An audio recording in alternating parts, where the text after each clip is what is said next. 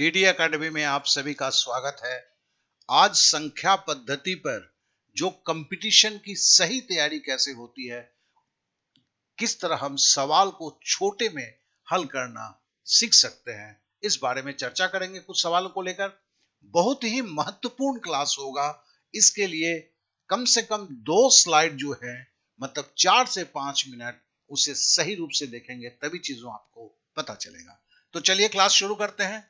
तो पहला सवाल देखिए, क्या बोला है? 2 अंकों की धनात्मक संख्या में इकाई का अंक दहाई के अंक के वर्ग के बराबर है। मूल संख्या और अंकों को आपस में बदलने से बनी संख्या के बीच का अंतर 54 है। मूल संख्या का 40% क्या है? देखिए यहां पर जो है, ये अगर आपके क्लास में इस तरह से सिखाया जा रहा है, बुक्स के पीछे भी इसी तरह से दिया हुआ है, तो दोनों ही सही है। लेकिन एग्जाम में इससे आप करने जाएंगे तो आधे मिनट में तो होने से रहा। तो कहने का मतलब है, आप 2 सवालों के समय को लगाकर या 3 सवालों के समय को लगाकर कर रहे हैं, तो कोई आप बहुत बड़ी काम नहीं कर रहे हैं, बल्कि आप सेलेक्ट नहीं होने के लिए जतन कर रहे हैं। इस बात को ध्यान रखें। चलिए इसको हम हल्के में कैसे करते हैं, एकदम छोटे में कैसे करते हैं, इस पर देखिए। मैं ये नहीं बोलता कि आप इक्वेशन को, जैसे यहां पर क्वाड्रेटिक इक्वेशन को लगाया गया है, इसे नहीं सीखें। जहां पर इसकी कहीं मतलब दूसरा कोई छोटे में करने का जगह नहीं है, उस जगह पे जरूर इसकी इस्तेमाल करना होगा। इसके लिए सब जानना जरूरी है, लेकिन ऐसे सवालों को इस तरह से हल करना सुसाइड करने के बराबर है। तो इसे हम प्लेन बना के उड़ा देते हैं। देखिए, 2 अंकों की धनात्मक संख्या में इकाई का अंक दहाई के अंक के बराबर है। अब देखो यहां पर मूल संख्या का 40% क्या है? अब देखो इसी ऑप्शन में से कोई अंक संख्या होगी जो मूल संख्या का 40% होगा। हम ऑप्शन से पीछे की तरफ जा रहे हैं, तो 40% का मतलब क्या है? 100 से 40% बराबर 2/5 होता है, और 40% से अगर 100% में जाना है तो 5/2 से गुणा करना पड़ता है। तो इसको हम 5/2 से गुणा करके रिजल्ट देखते हैं। चलिए फटाफट देखते हैं। ऑप्शन 1 ले लिया, इसको हमने गुणा किया, 2 से काटा, 15.6 को काटा, 7.8 हुआ। अब 7.8 को अगर हम 5 से गुना करते हैं, 5 अठे 40 का शून्य हाथ में रहा, 4, 5 सते 35 और 4 39 हुआ। अब देखिए, अब अंकों को आपस में बदलने पर 39 को बदलेंगे तो क्या होगा? 93 होगा।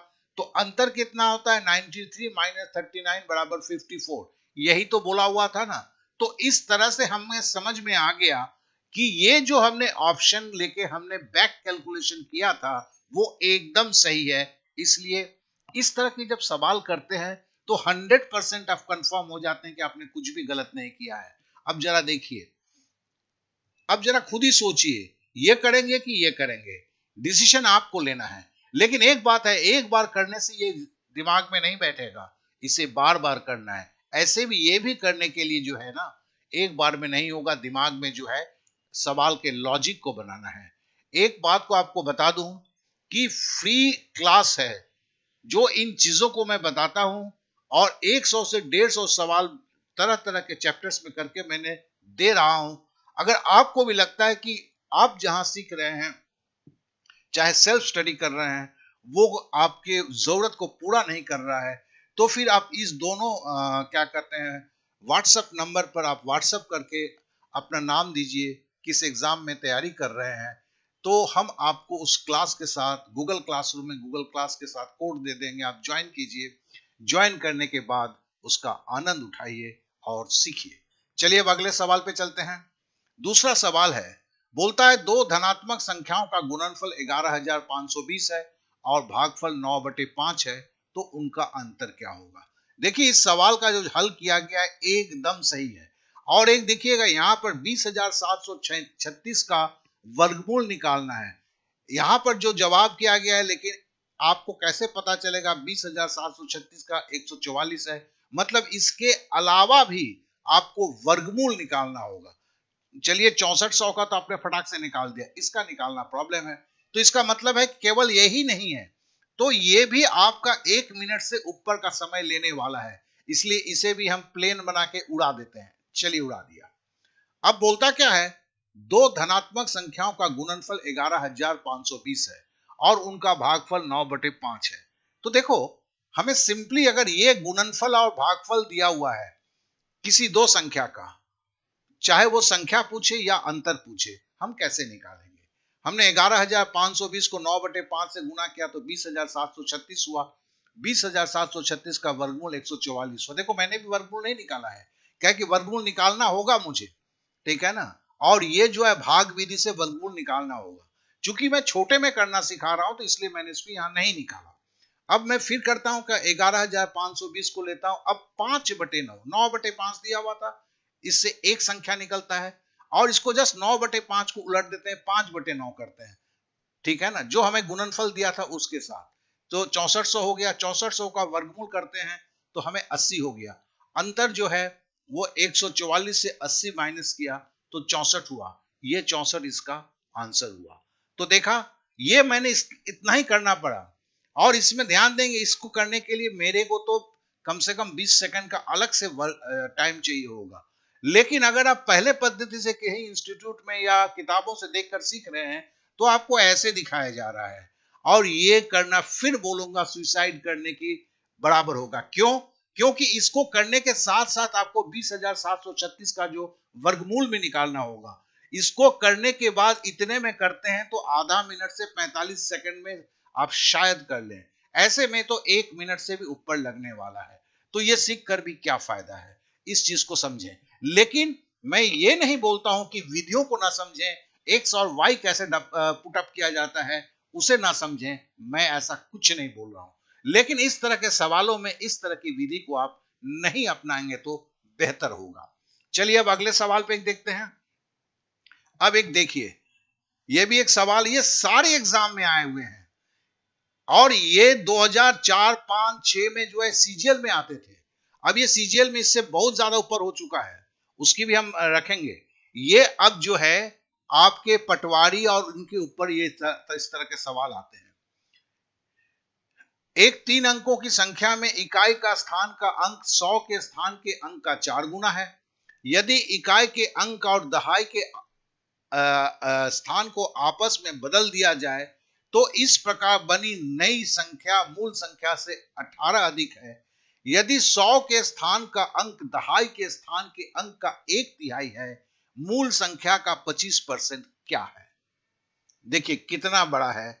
और ये मैंने बहुत छोटे में आपके शायद इसमें क्या कहते हैं, मोबाइल में तो बहुत ही छोटा करके आ रहा होगा। महाशय जी, इसको करने जाएंगे तो ये भी 1 मिनट से ऊपर की कहानी है। तो चलिए इसको भी हम प्लेन बना के उड़ा देते हैं। अब इसमें हम देखते हैं क्या करते हैं। हम यहां पर सीधा सीधी ऑप्शन पे जाते हैं। वही पद्धति है अपना कि भाई 100% का 25% बराबर 1/4 से उस संख्या को गुना करना है। और अगर किसी संख्या का 25% से 100% जाना है तो 4x है। यहां देखो 25% है और यहाँ पे जवाब है, मतलब इस जवाब से को उल्टा करके हमें पहले उस संख्या को निकाल लेना है, ठीक है। तो हमने सीधा क्या किया, ऑप्शन 1 को 4x से गुना किया, 268 हुआ। अब बोलता है कि दोनों के स्थान को परिवर्तित करना है, 68 की जगह पे हमें 286 करना है। तो हम पहले अंतर देखते हैं, 286 से 268 को घटा दिया तो 18। देखिए ये 18 आ गया। तो मतलब हमने जो भी किया सही किया। हम यहां पर बहुत ज्यादा माथापच्ची नहीं किया, हमने खाली एक नजर में देखा। क्यों? ये हमारे दिमाग में रहना चाहिए, तभी इस तरह के सवालों को, मतलब छोटे में करने के लिए रिवीजन की मांग कुछ ज्यादा है, कुछ ज्यादा रिवीजन करना पड़ेगा। अब देखिए पहले हमने कैसे किया था, ये तो 67 आ गया, हमने ऑप्शन 1 को लेके। नहीं होता तो क्या होता है यार, 84 137, 84 137 382 को तो हम करने ही नहीं जाते, क्योंकि इसका 25% 4 गुना करेंगे तो ये 1200 होगा। 1200 से अगर 382 घटाएंगे तो कभी ये होने वाला नहीं है। ये तो मुझे भी पता चल गया, ठीक है ना। 18 नहीं होगा, तो हमें कोई छोटी संख्या ही लेनी होगी जिसकी 4 गुना करेंगे, ठीक है ना, और उल्टेंगे तो फिर हमें 18 जैसे छोटी संख्या मिलेगी। ये क्या है, ये आपको जो ऑप्शन का जो सिलेक्शन है, ये आपके थोड़ा सा अनुभव कम है तो 2 ऑप्शन पे ट्राई करेंगे। ऐसे गुना करके ऑप्शन ट्राई करने में कितना वक्त लगता है, इसको नहीं हुआ तो इसको 4 से गुना कर दिया, ठीक है। अब देखिए, लेकिन हमने ओरिजिनल में जो किया हुआ था वो कितना बड़ा था आप देखें। तो सीधी सी बात है, हमें समय बचाना है। ऐसा नहीं कि सारे सवालों में हम समय बचा सकते हैं, लेकिन जहां बचाना पॉसिबल है उस विधि को अपनाना है, तभी हम कंपटीशन को पास कर सकते हैं। तो मैं इन चीजों को रखना चाह रहा था, और इसके मैंने बोला तो 100-150 सवाल तो मैं वहां दे ही रहा हूं। तो आप आए, क्लास ज्वाइन करें, 100% फ्री है, और आप उसका सही तरीके से सीखना शुरू करें। तो बस आज के लिए इतना ही बोलूंगा। आप लोग यार सब्सक्राइब नहीं कर रहे हो, बेल बटन को पुश करो दोस्त, और अपने दोस्तों में शेयर करो। अगर आप ऐसा करते हैं, तभी जो है मुझे आपको पढ़ाने में आनंद आता है। फिर कल के क्लास में फिर मिलेंगे। Okay then, bye bye, thank you, जय हिंद।